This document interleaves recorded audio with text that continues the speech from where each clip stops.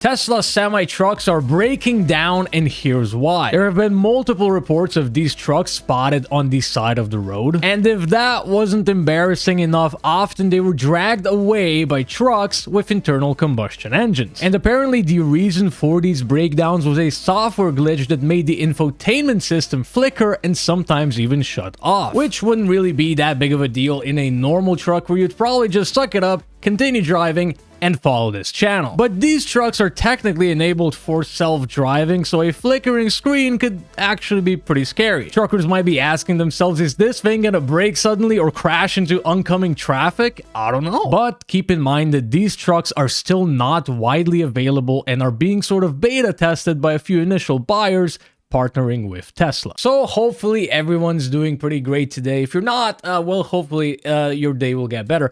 Anyways, we got some more Tesla news, and this is quite understandable because the thing is, there's not that many of these trucks out there at all. So if you see one on the road, you're like, wow, look at that, it's a Tesla semi-truck. And if you see one broken down on the side of a road, you're like, whoa, that's a Tesla semi-truck that's broken down. That's crazy. So obviously news like this is going to get a lot more traction, especially because everyone seems to care about Tesla, because everyone either hates Tesla or loves Tesla. So everybody just pays attention to the news.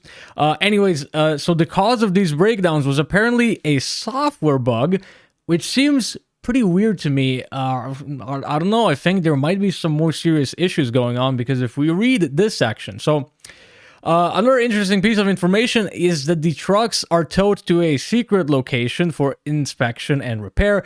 This makes a lot of sense. Tesla, they're a more locked down company as far as repairability goes, which sucks. And they probably have a special place that can actually service these trucks, which in this case actually makes sense because there's not that many of these. There's probably not that many mechanics that know how to work on these things very well. Anyways, the information implies that the situation is not that bad because it's just a software bug apparently.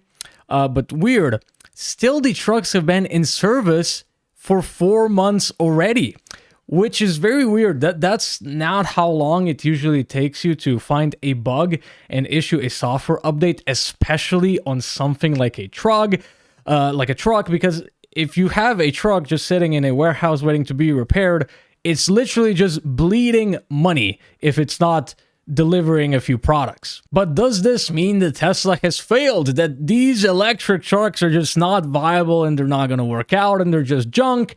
No, it doesn't mean that. Absolutely not. There's not many of these trucks out there. I mean, I believe it was reported only 9 of them broke down, which is not a lot. But again, there's not a lot of them out in the wild, so it's also not like a very small amount. Anyways, the thing is, there's not that many of these trucks out there in the wild. These are not really a finished product quite yet. A few companies like Pepsi, I believe, have sort of partnerships with Tesla. So they got a delivery of a few initial Tesla trucks that they're now testing out, which Tesla also desperately needs. They need real life experience from these companies, from these truck drivers, to see if they need to change anything out, if they especially need to improve something. For instance, a little random feature that if we just take for comparison, for instance, these trucks have a lot better acceleration than the normal combustion engine diesel trucks. So you might run into a situation where for the past few decades, products were loaded into trucks that were maybe going on a very flat terrain. So they were loaded sort of very insecurely. And now that could turn out to be a problem now that the acceleration is so high. So Tesla might see, oh, we need to add in a feature to make our trucks slower if they need to be in like some special cases. And again, I'm not saying they're going to do that. I'm just saying that's a feature that as an engineer, you might not really think about at all, but it might turn out in real life testing that might be something that you need to implement. So let me know what you think about this topic. Let me know what you think about Tesla. Would you want to have an electric vehicle at this point?